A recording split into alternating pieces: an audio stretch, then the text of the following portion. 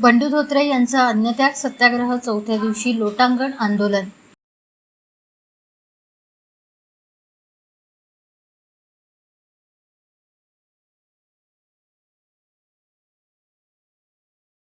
जिल्ह्यातील वाढता मानव वन्यजीव संघर्ष, वाघांच्या हल्ल्यात होणारे मृत्यू आणि ताडोबाच्या महत्त्वपूर्ण वन्यजीव कॉरिडॉरला धोका निर्माण करणाऱ्या लोहारडोंगरी खाण प्रकल्पाविरोधात इकोपो संस्थेचे अध्यक्ष बंडू धोत्रे यांचे जिल्हाधिकारी कार्यालयासमोर सुरू असलेल्या अन्नत्याग सत्याग्रहाच्या चौथ्या दिवशी या आंदोलनाच्या माध्यमातून शासन आणि प्रशासनाला वन्यजीव रक्षणाप्रती लक्ष वेधण्यासाठी आज आंदोलनस्थळी लोटांगण आंदोलन करण्यात आले।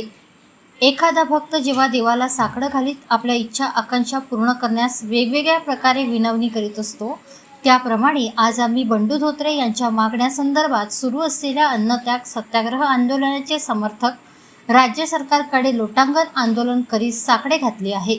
जिल्ह्यातील मानव वन्यजीव संघर्ष निवारण्यास लक्ष वेधले आहे, असे यावेळी किशोर जामदार यांनी सांगितले। चंद्रपूर हा वाघांचा जिल्हा म्हणून प्रसिद्ध आहे, पण गेल्या काही वर्षामध्ये तो वाघ आणि मानव यांचा संघर्षाचा जिल्हा म्हणून जास्त प्रसिद्ध होत चालला आहे। गेल्या 5 वर्षात 200 लोकांचा मृत्यू वाघाच्या हल्ल्यामध्ये झालेला आहे। मागच्या वर्षभरात 47 लोक या जिल्ह्यातले वाघाला बळी पडले आहेत आणि केवळ ब्रह्मपुरी विभागामध्ये 18 लोक बळी पडले आणि त्याच विभागात शासनाने लोहारडोंगरी या लोह खनिज खाणीला मान्यता दिलेली आहे। त्याच्या विरोधात बंडू धोत्रे हे अन्नत्याग सत्याग्रहावर बसलेले आहेत।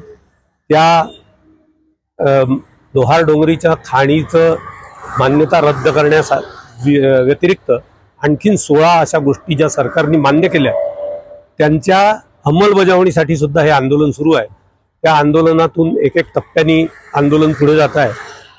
आपण जसं नेहमी भक्त मंडळी देवाकडे साकडं घालतात त्या पद्धतीने काल इथे सद्बुद्धी महायज्ञ झाला आणि आज त्याच्या पुढचं पाऊल म्हणजे लोटांगण घालून सरकारला ही विनंती करण्यात येते आहे की या आंदोलनाकडे लक्ष देऊन आपण हे जे मानव वन्यजीव संघर्ष वाढीस लागण्याचे जे काही प्रकार आहेत याला आळा घालण्यासाठी त्वरित काहीतरी उपाय आपण करावा हे सांगण्यासाठी आज सर्व इथल्या कार्यकर्त्यांनी या ठिकाणी लोटांगण घालून सरकारला साकडं घातलेलं आहे।